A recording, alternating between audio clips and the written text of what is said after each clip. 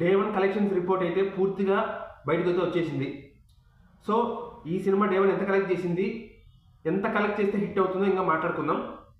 So ఈ cinema ఓవరాల్గా తెలుగు రాష్ట్రాలు, హిందీ, తమిళ్, అలాగే ఓవర్సీస్ మొత్తం వరల్డ్ వైడ్గా కలిపి 95 కోట్ల గ్రాస్ అయితే కలెక్ట్ చేసింది. దాదాపు 50 కోట్లకి దగ్గరగా షేర్ అయితే కలెక్ట్ చేసింది. సో ఈ సినిమా కానీ డిసప్పాయింటెడ్ ఎందుకు పెట్టారంటే డే 1 డిసప్పాయింటెడ్ అని.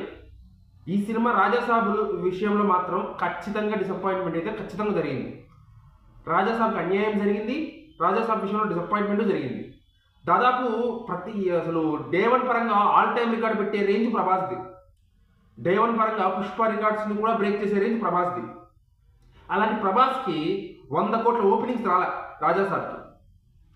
అసలు 100 కోట్ల ఓపెనింగ్స్ ప్రభాస్ లాంటి హీరోకి 100 కోట్ల ఓపెనింగ్స్ లేవంటే ఒక సినిమాతో ఎంత అది ఒక స్టార్ హీరోకే అవమానం. ప్రభాస్ లాంటి పాన్ ఇండియా నెంబర్ 1 సూపర్ స్టార్కే అవమానం, ఆ పేరుకే అవమానం జరిగింది. దీనికి కారణం ఏంటి? 2 కారణాలు. ఒకటి రేవంత్ రెడ్డి, 2 అతను ఎవరు డైరెక్టర్ మారుతి. ఈ ఇద్దరి వల్లనే ప్రభాస్ లాంటోడికి ఈరోజు ఈ పరిస్థితి వచ్చింది.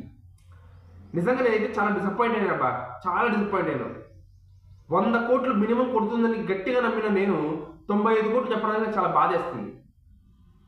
బట్ ఏం చేస్తాం, పరిస్థితులు అలా తగలంటే. సో ఏం చేయలేం.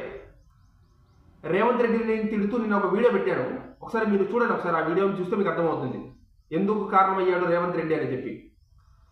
సో ఇంకా ఈ సినిమా ఎంత కలెక్ట్ చేస్తే హిట్ అవుతుందంటే 45 కోట్ల షేర్ కదా, ఐ మీన్ 50 కోట్లకి దగ్గరగా షేర్ అయితే కలెక్ట్ చేసింది.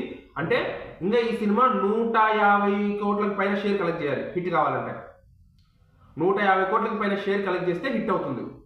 సో ఈ సంక్రాంతికి ఈ రాజాసాబ్ మూవీ ఏ మేరకు కలెక్షన్స్ వస్తాయనేది చెప్పలేం.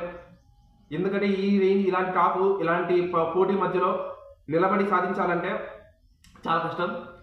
బట్ మంచి జరగాలని కోరుకుందాం. మినిమం యావరేజ్ అనే రేంజ్లో వెళ్తే బాగుంటుంది, మరీ డిజాస్టర్ అటర్ ఫ్లాప్ కాకుండా.